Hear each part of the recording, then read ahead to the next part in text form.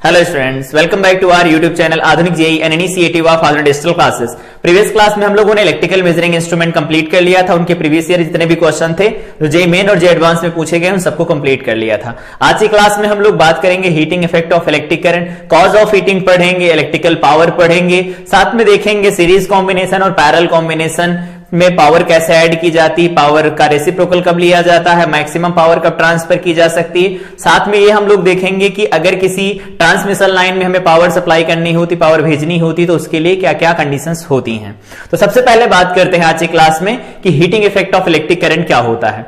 तो in general अगर हम बात करें किसी कंडक्टर को अगर पोटेंशियल डिफरेंस के अक्रॉस कनेक्ट कर दिया जाता है तो उसके अंदर जो फ्री इलेक्ट्रॉन्स होते हैं उनकी ड्रिफ्टिंग होती है। ठीक है, इसके बाद में क्या होता है, पहले से उनके पास थर्मल काइनेटिक एनर्जी होती है, थर्मल एनर्जी, उसके बाद एडिशनल काइनेटिक एनर्जी उनके पास और आ जाती है ड्रिफ्टिंग की वजह से, क्योंकि फील्ड बनता है ना कंडक्टर के अंदर, वो इलेक्ट्रॉन के ऊपर फोर्स लगाएगा जिसकी वजह से एडिशनल काइनेटिक एनर्जी वो गेन कर लेते हैं। इसका रिजल्ट ये होता है कि वो ज्यादा फ्रिक्वेंटली कोलाइड कर पाते हैं पॉजिटिव आयन के साथ, जिसकी वजह से उनका टेम्परेचर राइज होता है। तो लिखना चाहे तो लिख सकते हैं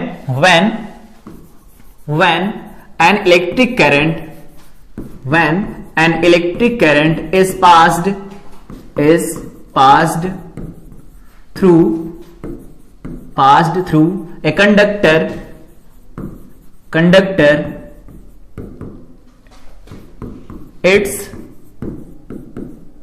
it becomes hot। ऐसा लिखें,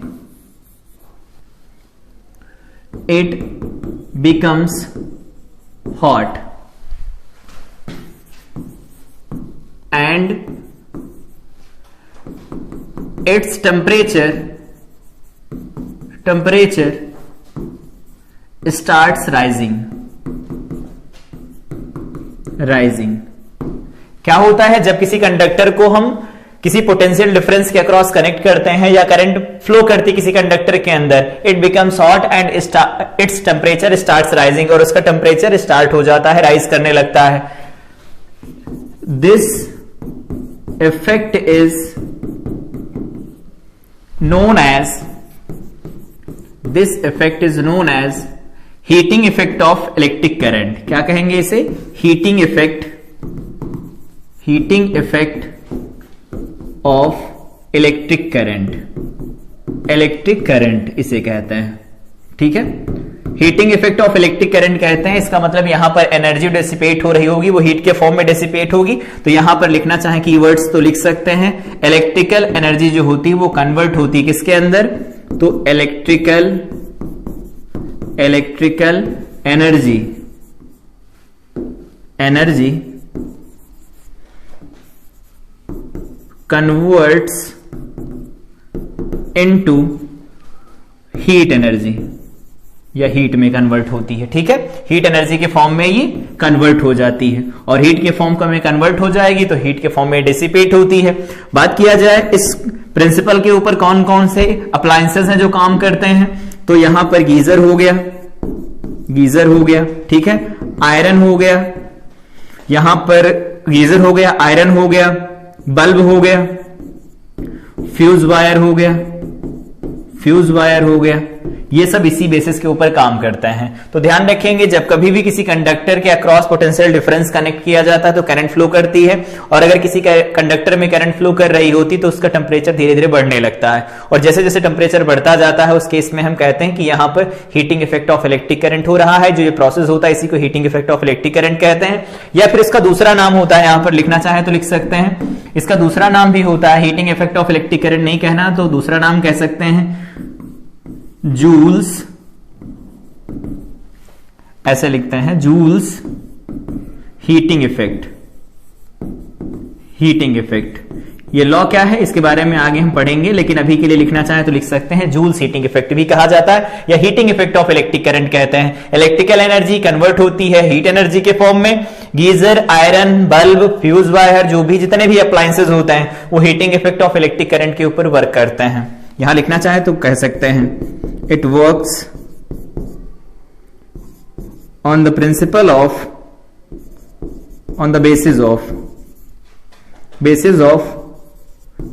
above effect, जो भी ऊपर इफेक्ट है इसके ऊपर ये सब काम करते हैं। इसमें क्या होता है, करंट सप्लाई की जाती है और एनर्जी हीट के फॉर्म में डिसिपेट होती है। उस हीट एनर्जी को हम अलग अलग यूज के लिए यूज करते हैं, जिसकी वजह से ये अलग अलग अप्लायंसेस हम लोग यूज कर सकते हैं। ठीक है, तो ये होता है हीटिंग इफेक्ट ऑफ करंट। इसकी डेफिनेशन क्या होती है, बोर्ड के स्टूडेंट इसकी डेफिनेशन को लिख सकते हैं। अब बात करते हैं cause of heating. Cause of heating के बारे में जब इलेक्ट्रिसिटी की पहली क्लास हम लोगों ने डिस्कस की थी, वहां पर भी देखा था कि कॉज ऑफ हीटिंग क्या होता है। मान लेते हैं कोई कंडक्टर है, suppose this is a conductor. इस कंडक्टर के अंदर क्या होते हैं, फ्री इलेक्ट्रॉन्स होते हैं। ये फ्री इलेक्ट्रॉन्स होते हैं इस कंडक्टर के अंदर, फ्री इलेक्ट्रॉन्स होते हैं। ऐसे बहुत ज्यादा नंबर में फ्री इलेक्ट्रॉन्स होते हैं, देखा था 10 to the power 28 इलेक्ट्रॉन्स पर मीटर क्यूब में होते हैं किसी कंडक्टर के अंदर। तो ये ऑर्डर बहुत ज्यादा होता है। तो ये मान लेते हैं फ्री इलेक्ट्रॉन्स हो गए किसी कंडक्टर के अंदर। अब अगर इसको कनेक्ट किया जाता है किसी सप्लाई के साथ, इनके अंदर पहले से थर्मल एनर्जी है, इनमें पहले से क्या है, थर्मल एनर्जी है, थर्मल एनर्जी है। और अगर पहले से इनके साथ थर्मल एनर्जी है इनके पास में, और कनेक्ट कर दिया जाता है यहां पर, अगर इसे कनेक्ट कर दिया जाए किसी भी सेल से, यहां पर सेल या बैटरी के साथ कनेक्ट कर दिया जाएगा, तो क्या होगा, इसके अंदर एक फील्ड स्टैब्लिश होगा और फील्ड प्लस माइनस बनाएगा, जिसकी वजह से इनके ऊपर फोर्सेस लगना शुरू हो जाएंगे। तो ये है पॉजिटिव एंड, ये नेगेटिव एंड है। मान लेते हैं ये ईएमएफ ई है, इसका इंटरनल रेजिस्टेंस कुछ होगा, मान लेते हैं आर है। ये फील्ड लगा रहा है इस सर्किट के अंदर, प्रैक्टिकल है ये।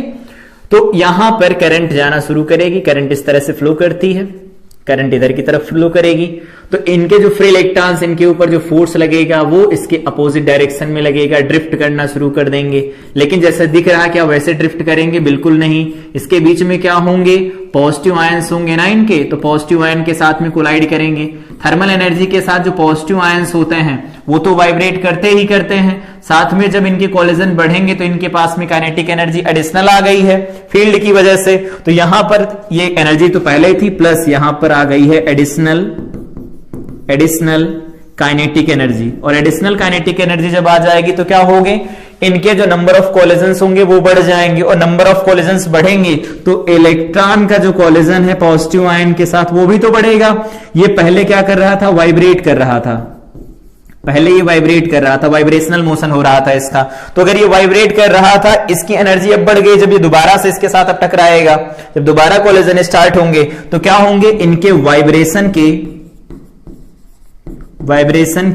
एम्पलीट्यूड बढ़ जाएंगे, एम्पलीट्यूड बढ़ जाएंगे। और वाइब्रेशनल के एम्पलीट्यूड बढ़ जाएंगे, उस केस में क्या होगा, यहां कोलिजन कैसा होता था, इनइलास्टिक कोलिजन होता था, हीट रिलीज तो होती थी। और जब ज्यादा नंबर ऑफ कोलिजन्स होने लगेंगे, जब बाहर से फील्ड लगाएंगे, ज्यादा नंबर ऑफ कोलिजन्स बढ़ने लगेंगे, उस केस में हम कह सकते हैं कि यहां पर जो एनर्जी होगी हीट के फॉर्म में डिसिपेट होना शुरू हो जाएगी। यहां एनर्जी हीट के फॉर्म में डिसिपेट हो जाती है, हीट के फॉर्म में डिसिपेट होती है एनर्जी, ये ऐसा होने लगेगा। तो जब भी किसी कंडक्टर के एंड के अक्रॉस पोटेंशियल डिफरेंस अप्लाई किया जाएगा तो उसके जो फ्री इलेक्ट्रॉन्स होते हैं उन पर फोर्स लगता है, और वो अपने पॉजिटिव आयन के साथ में, जो भी पॉजिटिव आयंस होते हैं उनके साथ में क्या करते हैं, उनके साथ में ज्यादा कोलिजन करने लगते हैं। उस केस में जब इनके पास पहले थर्मल एनर्जी थी तब कोलाइड कर रहे थे, एनर्जी लॉस कम होता था, लेकिन एडिशनल काइनेटिक एनर्जी के साथ जाएंगे और कोलाइड करेंगे। उस केस में हम ये कह सकते हैं कि इनका जो मैग्नेट एम्पलीट्यूड होगा, वाइब्रेशन का जो एम्पलीट्यूड होगा पॉजिटिव आयंस का, वो बढ़ जाएगा। उस केस में क्या होगा, ज्यादा नंबर ऑफ कोलिजन्स बढ़ जाएंगे। तो नंबर ऑफ कोलिजन्स बढ़ेंगे तो यहां पर एनर्जी हीट के फॉर्म में डिसिपेट होने लगती है। ये होता है कॉज ऑफ हीटिंग। तो ये कह सकते हैं थर्मल एनर्जी के साथ एडिशनल काइनेटिक एनर्जी आती है, जिसकी वजह से फ्री इलेक्ट्रॉन्स अपने आयंस के साथ में फ्रीक्वेंटली कोलाइड करना शुरू कर देते हैं, बहुत तेजी से कोलाइड करना शुरू कर देते हैं, जिसकी वजह से यहां पर एनर्जी हीट के फॉर्म में डिसिपेट हो जाती है। That is cause of heating. ये हो गया कॉज ऑफ हीटिंग। यहां पर हम लोगों ने देख लिया what is heating effect of electric current. इसके बाद में बात करते हैं यहां पर heat produced by an electric current. अगर इलेक्ट्रिक करंट किसी रेजिस्टर के अंदर फ्लो कर रही होती है तो वहां पर हीट कितनी प्रोड्यूस होती है, ये देखते हैं। तो मान लेते हैं कि यहां पर इसके अक्रॉस एक पोटेंशियल डिफरेंस है, दैट इज V। ये V पोटेंशियल डिफरेंस है, ठीक है। इसमें क्यों चार्ज चलता है, करंट दी गई है, रेस्पेक्टिव मान लेते हैं इसमें चार्ज क्यों है। तो अगर चार्ज क्यों होगा, पोटेंशियल V होगा, तो यहां पर जो पोटेंशियल एनर्जी लिखी जाएगी वो क्या लिख सकते हैं, potential energy, potential energy du लिखेंगे, छोटी सी पोटेंशियल एनर्जी। तो इसे क्या लिख सकते हैं, तो dq चार्ज को अगर हम इसमें भेजते हैं तो यहां पर लिखेंगे हम dq इंटू में यहां लिख सकते हैं इंटू में v, क्यू इंटू वी होता है। और यहां से dq को क्या लिखा जा सकता है, i इंटू डी टी लिख सकते हैं, इंटू में v लिख सकते हैं। यहां लिखना होगा तो लिख सकते हैं क्या कि q जो लिखा जाएगा या dq जो लिखा जाएगा उसको हम लिख सकते हैं i dt के बराबर।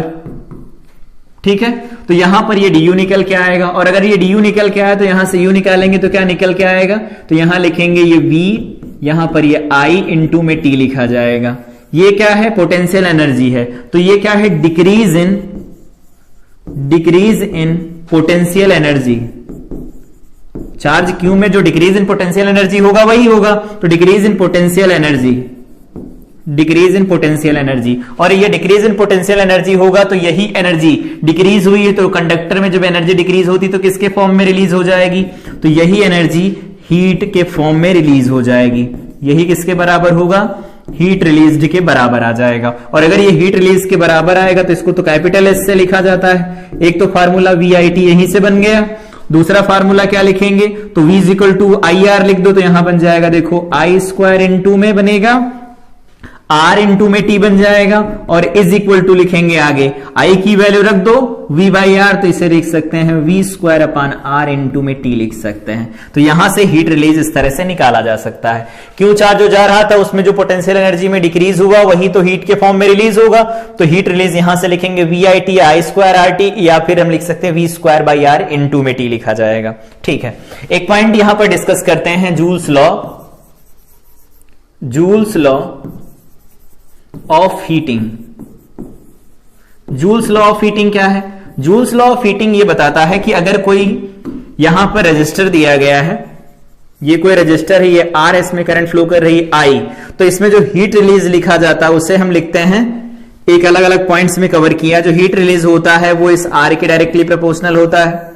हीट रिलीज जो होता है वो डायरेक्टली प्रोपोर्शनल होता है जो करंट फ्लो करती है उसके स्क्वायर के। साथ में यहां पर लिखा जाता है हीट रिलीज जो होता है वो कितने टाइम तक करंट फ्लो करती है, इस पर भी डिपेंड करता है। तो ये कॉम्बिनेशन जो यहां पर रिलेशन दिखाए गए हैं यही रिलेशन होता है जूल्स लॉ ऑफ हीटिंग।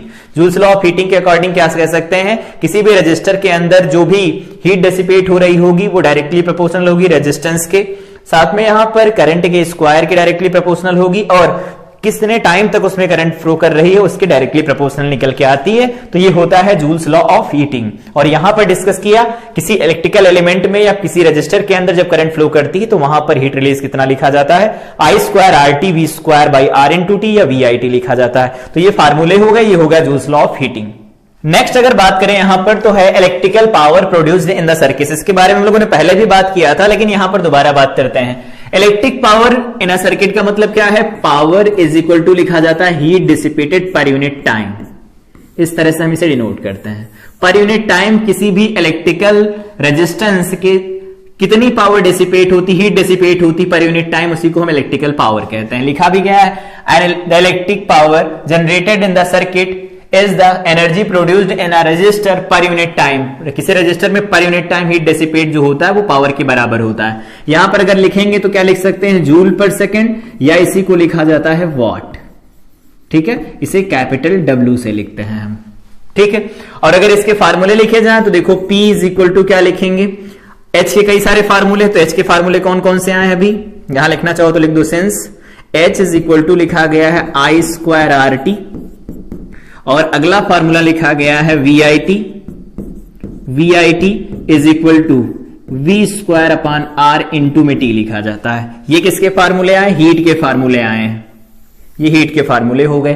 तो अगर ये हीट के फार्मूले रखे जाएं तो यहां पर पावर क्या निकल के आएगी, power P is equal to क्या लिखेंगे, पहला लिखो तो सब में से T हटा दो बस, तो ये बन जाएगा I square R is equal to यहां लिखेंगे V इंटू आई, यहां पर लिखेंगे V स्क्वायर डिवाइडेड बाई में R लिखा जाएगा।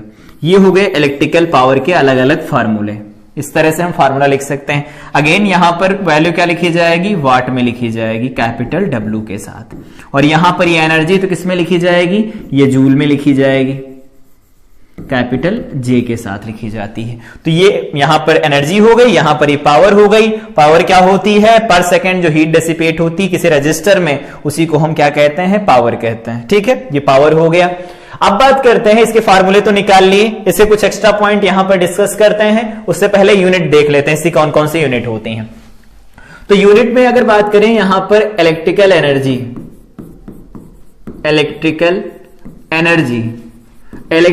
एनर्जी की जो यूनिट होती है वो क्या होती, पहले तो होती जूल ऐसे लिखा जाएगा, कैपिटल जे लिखेंगे इसके लिए, ठीक है। कैलोरी, ठीक है। साथ में और क्या लिखते हैं, KWH लिखा जाता है, KWH लिखा जाता है, किलोवाट आवर लिखा जाता है, ये अलग अलग रिलेशन होते हैं। तो कैलोरी और जूल के बारे में तो जानते हैं, अगर यहां लिखना चाहे तो लिख सकते हैं 1 कैलोरी जो लिखा जाता है that is 4.18 joule, 4.18 joule. Approximate इसे लिख सकते हैं 4.2 जूल के बराबर। ये रिलेशन याद रखेंगे, तो कैलोरी में ये रिलेशन होता है, ठीक है। साथ में अगर बात करें कि यहां पर जो किलोवाट आवर होता है वो क्या होता है, तो 1 किलोवाट आवर, 1 किलोवाट आवर। तो 1 किलोवाट आवर किसके बराबर होगा, 1 किलो का मतलब क्या होगा 1000 वाट, ठीक है। इनटू में क्या लिख देंगे, 1 आवर लिख देंगे। अब 1 आवर को सेकंड में बदलना पड़ेगा तो बदल दो, 1000 इनटू में 1 आवर को सेकंड में बदलेंगे क्या लिखेंगे, 3600 सेकंड हो गया ये। तो इसे क्या लिख सकते हैं, ये बन गया वाट, इनटू में क्या लिखेंगे सेकंड, तो वाट इंटू सेकंड लिखेंगे तो यहां से निकल के आएगा 3.6 इंटू 10 टू द पावर क्या बनेगा 6 बन जाएगा। और यहां लिख देंगे हम जूल के बराबर,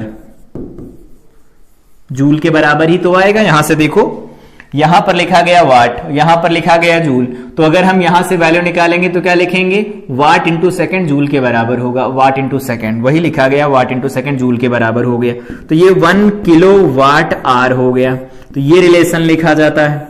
अब 1 किलो वाट आवर को हम 1 यूनिट भी लिखते हैं, 1 यूनिट भी लिखा जाता है। अगर यहां पर अगर नंबर ऑफ यूनिट कैलकुलेट करना हो, नंबर ऑफ यूनिट, तो उसके लिए लिखा जाता है वाट, इनटू में क्या लिखते हैं आर लिखते हैं, और डिवाइडेड बाय में क्या लिखा जाता है 1000 लिखा जाता है। इस तरह से नंबर ऑफ यूनिट हम कैलकुलेट कर सकते हैं, मतलब पावर इनटू में टाइम, कितने घंटे चल रहा है वो अप्लायंस, और साथ में यहां पर 1000 लिखा जाता है डिवाइड में। तो इस तरह से नंबर ऑफ यूनिट्स कैलकुलेट कर सकते हैं। और अगर नंबर ऑफ यूनिट्स में पर यूनिट अगर दिया गया हो वैल्यू कितनी होती है, तो उस केस में मल्टीप्लाई करा के हम बता सकते हैं कितना खर्चा हुआ होगा, ठीक है। अब ये 1 किलोवाट या 1 यूनिट क्या होता है, तो अगर कोई अप्लायंस, अगर मान लेते हैं कोई अप्लायंस है और इसकी जो पावर दे रखी है दैट इज 1 किलोवाट, 1 किलोवाट है, और इसे हम time t is equal to 1 hour तक रन करा देते हैं, तो उस केस में यहां पर जो पावर लिखी जाती है, या कह सकते हो जो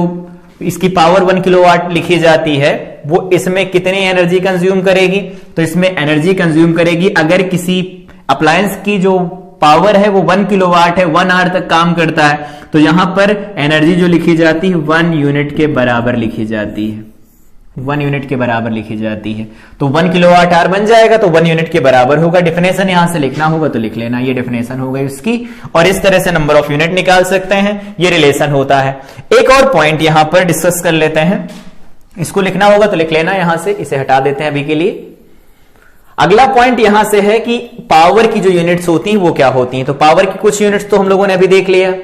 पहली क्या लिखी जाती है, वाट लिखी जाती है, ठीक है, वाट लिखते हैं, इसे हम कैपिटल W से लिखते हैं। दूसरी जो लिखी जाती है वो क्या लिखी जाती है, किलोवाट, किलोवाट लिखी जाती है, तो इसे लिखते हैं 1000 वाट के बराबर, ठीक है।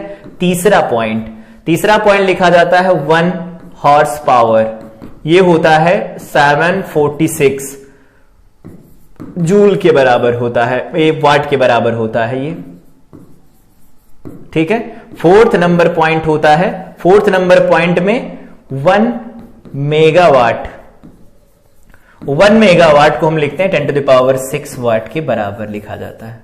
गीगा हो तो 9 लिखा जाएगा। तो ये पावर की यूनिट होती हैं, यूनिट्स ऑफ पी, पावर की ये अलग अलग यूनिट्स होती हैं, और इस तरह से हम अलग अलग केस में इलेक्ट्रिकल एनर्जी और इलेक्ट्रिकल पावर की यूनिट्स लिख सकते हैं। तो इलेक्ट्रिकल पावर हो गई, वो हो गई electrical energy, number of units निकालना इस फार्मूले से हम निकाल सकते हैं। अब इसके आगे बढ़ते हैं, यहां पर कुछ नोट पॉइंट्स दिए गए हैं, वो नोट पॉइंट डिस्कस कर लेते हैं।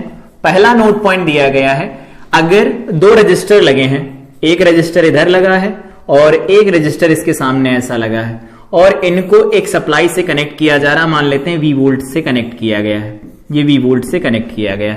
तो अगर इसे हम V वोल्ट से कनेक्ट करेंगे और इनके रेजिस्टेंसेस दिए गए हैं, that is R1 and R2, ठीक है। इसमें करंट जो फ्लो करेगी वो तो पता है कितनी करेगी, I करेगी करंट फ्लो। तो यहां पर अगर पावर डिसिपेट P1 है और यहां पर पावर डिसिपेट P2 है, तो P1 की वैल्यू क्या लिख सकते हैं, तो लिखेंगे I स्क्वायर R1, और यहां पर P2 की वैल्यू लिखेंगे तो क्या लिख सकते हैं, I स्क्वायर R2। इन दोनों को जनरलाइज करके देखो, P डायरेक्टली प्रोपोर्शनल किसके आ रहा है, R के। क्यों? क्योंकि I जो होता है वो कांस्टेंट रहता है, कांस्टेंट रहता है किसमें, सीरीज कनेक्शन में, series connection, combination of resistors, of registers.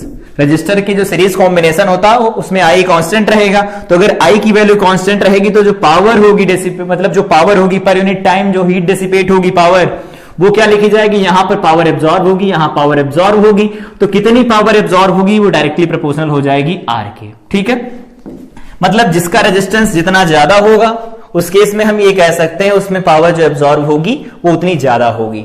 दूसरा केस ये होता है कि अगर यहां पर एक रजिस्टर लगा है, एक दूसरा रजिस्टर यहां कहीं पर लगा है, और इस तरह से इसे हम सप्लाई से कनेक्ट कर देते हैं, सेम सप्लाई है उससे कनेक्ट कर दिया गया, ये R1 दिया गया है, ये R2 दिया गया है, ये V दिया गया है। तो सबके अक्रॉस पोटेंशियल डिफरेंस सेम रहेगा। तो यहां पर अगर हम पावर लिखेंगे दैट इज P1, तो इसे लिख देंगे V स्क्वायर डिवाइडेड बाई में R1, और यहां पर जब पावर लिखेंगे P2 इज इक्वल टू, तो क्या लिखेंगे, V स्क्वायर बाई R2 लिखेंगे। होगा ऐसा। यहां से देखो P इज इनवर्सली प्रोपोर्शनल आ रहा R के, इसका मतलब है यहां पर तो था R अगर ज्यादा होगा तो पावर ज्यादा होगी, इसको सही से लिख लो। R अगर ज्यादा हो रहा है इसका मतलब पावर जो उसमें लॉस होगा वो ज्यादा होगा, और R अगर कम होगा तो पावर लॉस कम हो जाएगा, ऐसा होगा। लेकिन यहां उल्टा है, अगर यहां पर R की वैल्यू ज्यादा है उस केस में पावर लॉस कम होगा, और यहां पर R की वैल्यू अगर कम है तो पावर लॉस यहां पर ज्यादा लिखा जाएगा। तो सीरीज और पैरेलल का ये इफेक्ट आता है, इसीलिए नोट पॉइंट अलग से डाल के लिखा गया था, आई थिंक याद रहेगा। इसके आगे बढ़ते हैं, resistance of A bulb. Bulb का रेजिस्टेंस हम कैसे निकाल सकते हैं, क्योंकि क्वेश्चन पूछे जाएंगे तो उसमें बल्ब की रेटिंग निकालनी रहती है। तो बल्ब की रेटिंग निकालने के लिए क्या किया जाता है, अगर कोई बल्ब है, सपोज कोई बल्ब दिया गया है ऐसा, ये कोई बल्ब दिया गया है, ये ऐसा कुछ दिया गया, मान लेते हैं बल्ब है। बल्ब अगर काम कर रहा है 40 वाट, ठीक है, और दूसरा इसका वोल्टेज दिया गया है 220 वोल्ट, ये इसका वोल्टेज दिया गया है। ऐसे रीडिंग लिखी मिल सकती है, और लगा के लिखना चाहे तो ऐसे लिख सकते हैं, और लगा करके 60 वाट लिखा मिल सकता है, 220 वोल्ट मिल सकता है, वो जो भी वैल्यू दी जाएगी वो बताया जाएगा। तो जब भी कभी ऐसी रीडिंग दी जाए इसे हम कहते हैं रेटिंग, रेटिंग। और ये रेटिंग डिसाइड क्या कराती है, तो ये बताती है कि हमें इसका रेजिस्टेंस कैसे कैलकुलेट करना है, रेजिस्टेंस कैसे कैलकुलेट करेंगे। तो यहां पर देखो P दे रखा और V दे रखा है, रेजिस्टेंस निकालना हो तो फार्मूला कौन सा लगाएंगे, बिल्कुल सही, V square by R use करेंगे। तो यहां से वैल्यू निकालो R की, तो R की वैल्यू क्या निकल के आएगी, तो ये निकल के आ जाएगा, यहां से V स्क्वायर डिवाइडेड बाई में P लिखा जाएगा, ये हो जाएगा resistance of A bulb. Resistance of A bulb, कोई बल्ब होगा उसका रेजिस्टेंस लिखना हो तो इस फार्मूले से उसका रेजिस्टेंस लिखा जा सकता है। रेटिंग दी गई हो तो पहले उसका रेजिस्टेंस निकाल लेंगे, रेजिस्टेंस निकालेंगे तो उस केस में हम ये अलग अलग वैल्यू के लिए अप्लाई कर सकते हैं, फिर उनको सीरीज कनेक्ट करो या पैरेलल कनेक्ट करो। कॉम्बिनेशन ऑफ बल्ब तो अभी देखेंगे ही हम। तो किसी भी बल्ब का रेजिस्टेंस कैसे निकाला जाता है, आई थिंक ये चीज समझ में आई होगी। इसके बाद आगे बढ़ते हैं, अगला पॉइंट दिया गया है, two bulb connected in series. अगर दो बल्ब को सीरीज में कनेक्ट किया जाए तो क्या होगा, एक एग्जाम्पल लेकर चलते हैं फार्मूला निकालने के लिए, कि यहां पर एक बल्ब है, ये कोई बल्ब है, और यहां पर एक दूसरा बल्ब दिया गया है, और इनको कनेक्ट किया गया है V वोल्ट के साथ, V वोल्ट के साथ। इनकी रेटिंग दे रखी है, इसकी पावर P1 है और इसकी पावर P2 दे रखी है, और इस केस में जो वोल्टेज है इसका V0 पर ये ऑपरेट करता है, ये भी V0 के ऊपर ऑपरेट करता है, ठीक है। अब इसमें कोई भी ड्रॉप हो रहा होगा वो अलग देखेंगे, सबसे पहले यहां से देखो। अगर बात करते हैं R1 कितना होगा, तो R1 क्या लिख सकते हैं, तो वो लिख सकते हैं V0 का स्क्वायर डिवाइडेड बाई में P1। और अगर R2 लिखेंगे तो क्या लिख सकते हैं, तो वो लिखेंगे V0 का स्क्वायर डिवाइडेड बाई में P2 बनेगा। ये हमारे पास R1 R2 की वैल्यू आ गई। इधर देखो भी निकालना भी सीखा था कि R की value V square by P होती है। अब क्या करना है, यहां पर इन दोनों का एक सिंगल, मतलब इन दोनों का रेजिस्टेंस R1 और R2 है, तो क्या करो, एक यहां पर सिंगल रेजिस्टर जोड़ो जिसकी वैल्यू क्या लिख देते हैं, R1 प्लस R2 लिख देते हैं, और इसको कनेक्ट किससे किया गया है, V वोल्ट के साथ कनेक्ट किया गया है। तो यहां पर पावर क्या लिखी जाएगी बोलो, तो पावर लिख सकते हैं V स्क्वायर डिवाइडेड बाय में R क्या बनेगा, R1 प्लस R2 बन जाएगा। ये पावर यहां से बन जाएगी, ठीक है। If V is equal to V0 कर दिया जाए, मतलब जितनी रेटिंग उतने पर ये ऑपरेट कर रहे हैं, तो V is equal to V0 कर देंगे, तो यहां से बताओ R1 प्लस R2 की वैल्यू क्या निकल के आएगी, तो यहां पर रख दो P is equal to V square divided by में R1 प्लस R2 की वैल्यू क्या रखेंगे, तो V0 का स्क्वायर, तो V0 स्क्वायर किसके बराबर हो गया, V के स्क्वायर के बराबर हो गया। यहां पर क्या लिखेंगे, P1 लिख देंगे plus V square divided by में P2 लिखा जाएगा। सॉल्व कर दो, V स्क्वायर से V स्क्वायर कट जाएगा, यहां आएगा P1 P2 डिवाइडेड बाय में P1 प्लस P2 बन जाएगा। याद होगा, देखो क्या निकल के आ रहा है, तो अगर यहां से 1 बाई P लिखेंगे तो क्या लिख सकते हैं, 1 by P1 plus 1 by P2 लिखा जाएगा। आई थिंक ये चीज समझ में आई होगी। आगे की क्लासों में हम लोगों ने इसके बारे में बात किया, जब मैक्सिमम पावर ट्रांसफर थ्योरम पढ़ रहे थे, वहां पर भी देखा था कि बल्ब का कॉम्बिनेशन कैसे करवाया जाता है। अगला पॉइंट है two bulb connected in parallel. अगर दो बल्ब पैरेलल में कनेक्टेड होंगे तो क्या होगा, यहां पर देखो एक बल्ब ऐसा लगा है और इसके साथ दूसरा बल्ब है, दूसरा बल्ब है ऐसा दिया गया है, और इसको कनेक्ट किया गया अगेन V के साथ। यहां पर एक बात ध्यान रखना, पॉइंट है, नोट करना हो तो नोट कर सकते हैं कि अगर सीरीज कनेक्टेड में बल्ब में कोई भी एक बल्ब फ्यूज हो जाता है तो बाकी के जितने भी बल्ब होते हैं वो भी बंद हो जाते हैं, वहां पर ग्लो नहीं होगा। लेकिन अगर पैरेलल में कोई एक बल्ब फ्यूज हो जाता है तो बाकी के बचे हुए जलते रहते हैं।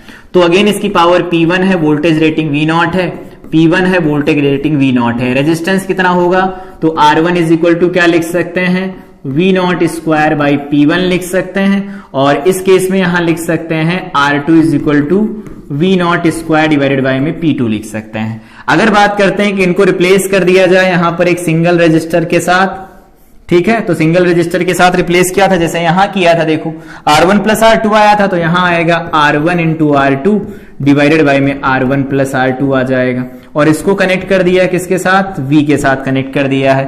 अगेन वही कंडीशन लगा लो, if V is equal to V0, if V is equal to V0 हो जाए, देन क्या लिख सकते हैं, यहां से देखो यहां पर पावर लिखी जाएगी P is equal to V square divided by में R क्या लिखेंगे, R1 R2, यहां पर लिखा जाएगा R1 प्लस R2, ठीक है। यहां पर वैल्यू रख दो, किसकी वैल्यू हमें चाहिए होगी, तो यहां पर R1 दिया गया, R2 दिया गया, वैल्यू पुट कर दो, तो P is equal to V के बराबर है तो V स्क्वायर के बराबर लिख दो। यहां पर लिखा जाएगा R1 R2, या इनको ऐसे नहीं लिखना तो ऐसे लिख दो, V स्क्वायर, यहां पर बन जाएगा 1 by R1, 1 by R1 plus 1 by R2 बनेगा, तो वही लिख दो ना, यहां पर 1 बाई R1 लिखा जाए तो क्या लिख सकते हैं, ये लिखा जाएगा P1 बाई V0 का स्क्वायर, तो ये V स्क्वायर के बराबर होगा। यहां पर लिख देंगे P2 डिवाइडेड बाई में V स्क्वायर के बराबर, V स्क्वायर कैंसिल हो जाएंगे, यहां से निकल के आ जाएगा P1 प्लस P2। तो ध्यान रखेंगे जब कभी भी हमें सीरीज और पैरेलल का फार्मूला लगाना हो तो सीरीज के लिए फार्मूला लगाएंगे, पैरेलल के लिए फार्मूला लगाते हैं। आगे क्लास में हम लोगों ने देखा था, लेकिन यहां पर प्रूव भी कर लिया। आगे बढ़ते हैं, फ्यूजिंग ऑफ ए बल्ब। अगर कोई बल्ब है वो फ्यूज क्यों होता है, इसके बारे में बात करें तो इसके पहले समझते हैं इसे कि फ्यूज बल्ब होता क्यों है। तो हम लोगों को पता है जैसे जैसे हम टेम्परेचर बढ़ाते जाते हैं, जैसे जैसे करंट की वैल्यू बढ़ती किसी कंडक्टर के अंदर, वो यहां पर बल्ब होता है, बल्ब का फिलामेंट होगा, तो बल्ब का फिलामेंट यहां पर वो फ्यूज इसलिए होता है कि जैसे जैसे उसके अंदर करंट फ्लो करती उसका टेम्परेचर बढ़ने लगता है, रेजिस्टेंस बढ़ता जाता है, एक वैल्यू के बाद रेजिस्टेंस बढ़ना बंद हो जाता है। तो वही लिखा है, usually filament bulb get fused when they are switched on, switch को बंद करते हैं, this is because with the rise in temperature, जैसे जैसे टेम्परेचर बढ़ता जाता है, the resistance of the bulb increases, वैसे वैसे बल्ब का रेजिस्टेंस बढ़ता जाएगा। इसका कॉन्सिक्वेंस क्या होगा कि स्टडी स्टेट में क्या होगा, ये कांस्टेंट हो जाएगा, so the power consumed by the bulb initially is more than that in the steady state. Steady state में जो करंट होगी, मतलब हीट होगी, वो ज्यादा डिसिपेट होना शुरू हो जाएगी, and hence the bulb glows more brightly in the beginning and may get fuse, और फ्यूज हो जाता है ऐसा, ठीक है। तो ये होता है फ्यूजिंग ऑफ बल्ब, पढ़ना होगा पढ़ लेना, आपको ये पीडीएफ मिल जाएगी। अगला लिखा है decrease in brightness of A bulb after long use. अगर हम किसी बल्ब को ज्यादा लंबे समय तक यूज करते हैं तो उसकी जो ब्राइटनेस होती है वो कम क्यों हो जाती है। तो इसका रीजन लिखना चाहे तो लिख लेते हैं, इसका रीजन लिखना चाहे तो लिख सकते हैं। इसका रीजन क्या होगा, इसका रीजन हम ये लिख सकते हैं कि जो भी उसके अंदर गैसेस भरी जाती, बल्ब के अंदर गैसेस भरी जाती, हीलियम नियॉन आर्गन करके ऐसे, तो वो जो गैसेस होती हैं वो बल्ब के फिलामेंट के साथ में रिएक्शन करती हैं और फिलामेंट जो होता है ऑक्सीडाइज हो जाता है, ऑक्सीडेशन होता है, यहां oxidation of filament, oxidation of filament. देखो यहां पर लिखा भी गया था, जैसे जैसे उसके अंदर बढ़ती जाएगी करंट की वैल्यू, उसी केस में क्या होता है, टेम्परेचर बढ़ता जाएगा। अगर करंट बढ़ेगी तो टेम्परेचर बढ़ेगा, और टेम्परेचर के साथ में क्या होगा, जैसे जैसे वहां पर स्टडी स्टेट आती है कांस्टेंट हो जाता है इसका रेजिस्टेंस, और उस केस में पहले जो वैल्यू थी वो वैल्यू ज्यादा थी, उस केस में क्या होता है, बल्ब फ्यूज हो जाता है। वही यहां पर लिखा गया है कि ऑक्सीडेशन ऑफ जो फिलामेंट होता है इसकी वजह से क्या होता है कि इसका जो ग्लो होता है, ग्लो, इसका जो ग्लो होता है वो कम हो जाता है, डिक्रीज हो जाता है, डिक्रीज हो जाता है, डिक्रीज हो जाता है। तो जैसे जैसे हम यूज करते जाते हैं बल्ब को, उसके अंदर जो गैसेस भरी होती हैं वो फिलामेंट के साथ में रिएक्ट करती हैं और फिलामेंट को ऑक्सीडाइज करती हैं, जिसकी वजह से क्या होता है, ये ग्लो कम होता जाता है। एक दूसरी पॉइंट भी समझ सकते हैं, जैसे जैसे टेम्परेचर अंदर बढ़ेगा गैसेस आयनाइज होती हैं, और उसकी वजह से क्या करती है, वो जो भी वहां पर कांच लगा होता है, जो प्लास्टिक लगा होता है, आउटर जैकेट जो लगा होता है बल्ब का, उस पर जाकर के इकट्ठा होना शुरू हो जाती हैं। इसकी वजह से भी ऐसा हो पाता है। तो ये दोनों रीजन दे सकते हैं। मोस्टली यही रीजन दिया जाता है कि जो उसके अंदर की गैसेस होती हैं हाई टेम्परेचर के ऊपर क्या करती हैं, ऑक्सीडाइज होती हैं, और जो आउटर सरफेस होती है, आउटर सरफेस का मतलब ये होता है जो बाहर वाली जो पट्टी होती है जिसके ऊपर हम उसे प्रोटेक्ट करने के लिए लगाते हैं, वो क्या होती है, उसके ऊपर जाकर के वो गैसेस जो होती हैं वो जम जाती हैं, जिसकी वजह से ग्लो कम हो जाता है। ठीक है, याद रहेगा। फिर अगला पॉइंट ये होता है कि अगर अचानक से किस घर में कोई हैवी करंट ड्राइव करने वाला अप्लायंस अगर ऑन कर दिया जाता है तो बल्ब धीरे हो जाते हैं। रीजन क्या है, मान लेते हैं पहले कि सर्किट कुछ ऐसा है, सर्किट कुछ ऐसा बनाया गया है, और अगर इसको हम ऐसे देखें, यहां पर इसका इंटरनल रेजिस्टेंस कुछ लगा है और यहां पर सिर्फ एक लोड लगा है। ठीक है, ये RL है, ये RL है, मान लेते हैं यहां पर कहीं पर बल्ब लगा है, बल्ब का ये लोड है, बल्ब है, और यहां पर E है, स्मॉल r दिया गया है। तो इसमें जो करंट फ्लो कर रही है that is I is equal to क्या लिखी जाएगी, E डिवाइडेड बाई में स्मॉल r प्लस RL लिखा जाएगा। ये बात हम लोग जानते हैं, मैक्सिमम पावर ट्रांसफर थ्योरम पढ़ा था, वहां से भी पढ़ा था। फॉर मैक्सिमम लिख लेते हैं और क्या एक बार याद करके, for maximum power across the load, across the load, अगर लोड के अक्रॉस मैक्सिमम पावर चाहिए तो स्मॉल r की वैल्यू RL के बराबर होनी चाहिए। इन दैट केस लोड के अक्रॉस जो डिलीवर्ड पावर होती है वो मैक्सिमम होती है, उस केस में जहां पर इंटरनल रेजिस्टेंस में भी पावर जो डिलीवर्ड होती है वो भी मैक्सिमम होती है। यहां पर ये E की वैल्यू आई। अब यहां पर दूसरा पॉइंट, यहां पर यही सेल है ऐसा, और यहां पर बल्ब लगा था, ठीक है, ऐसा कुछ है, और उस केस में यहां पर एक अलग अप्लायंस लगा दिया गया, मान लेते हैं ये R लगा दिया गया, ये पहले R था तो ये R1 था, ये R2 था, या ऐसे ये RL था हमारे पास, ये R2 या R0 और आ गया, और ये स्मॉल r है, ये V है या E है, लिखना चाहो तो लिख लो। तो यहां से जो करंट चलेगी I, तो यहां पर चली गई मान लेते हैं I1, तो इसके अंदर करंट कितनी जाएगी I2। यहां से देखो I1 प्लस I2 किसके बराबर होगा, I के बराबर होगा, होगा ऐसा। लेकिन यहां पर बताओ, ये डैश मान लेते हैं, I डैश है, I डैश है, क्या ये बताओ यहां जो करंट फ्लो करेगी और जो यहां पर करंट फ्लो करेगी, क्या करंट की वैल्यू सेम होगी? बिल्कुल नहीं। और अगर करंट की वैल्यू सेम नहीं होगी तो उस केस में हम ये कह सकते हैं कि जो भी यहां पर पावर पहले डिलीवर हो रही थी, उस केस में यहां पर जो पावर डिलीवर होगी वो दोनों डिफरेंट हो जाएंगी। तो decrease in brightness of A bulb in a room when heavy current appliances is switched on, अगर कोई हैवी करंट ड्राइव करने वाला लोड अगर ऑन कर दिया जाता है, उस केस में क्या होता है, यहां पर जो पावर जानी होती है वो क्या होती, पावर कम हो जाती है। क्योंकि हम जानते हैं इन दोनों की पावर जब लिखी जाएगी तो क्या लिखेंगे, P1 प्लस P2 लिखी जाएगी। ठीक है, लोड की टोटल पावर। हम जानते हैं टोटल पावर कंजर्वेशन थ्योरम पढ़ी थी, पावर बैलेंस इक्वेशन पढ़ी थी, टैलेजेंस थ्योरम पढ़ी थी, वो कहती जितनी पावर सोर्स दे सकता उतनी पावर डिसिपेट हो सकती है। तो इन दोनों की टोटल पावर इस पावर के बराबर निकल के आएगी। तो अगर इन दोनों की टोटल पावर इसके पावर के बराबर निकल के आई तो पावर बढ़ गई ना। तो उस केस में क्या होगा, यहां पर जो भी हैवी अप्लायंस हम ऑन कर देंगे, जो ज्यादा करंट ले रहा होगा, उस केस में ब्राइटनेस जो भी बल्ब की होगी वो कम हो जाती है।